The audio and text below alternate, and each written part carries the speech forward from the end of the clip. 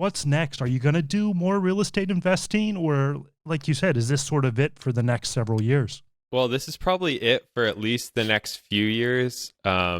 We just want to live here for a while. It's a nice place to live. There's really no reason to leave unless we have like more kids and there are bedrooms or something. But that's Yeah. going to be a while. So might do another rental in a couple years.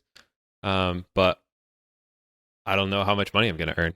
Like to be perfectly honest, like YouTube's kind of like I'll make, like it's around $2,000 a month right now that I'm making strictly from YouTube, and then like a decent amount more than that in ads, and then also the other the show that I'm hosting, but that only has two shoots left. So I don't know if I'm gonna like actually have money next year. So right now I'm just like saving up a decent amount of money in case like everything burns down next year. I don't have to like go out and get a job.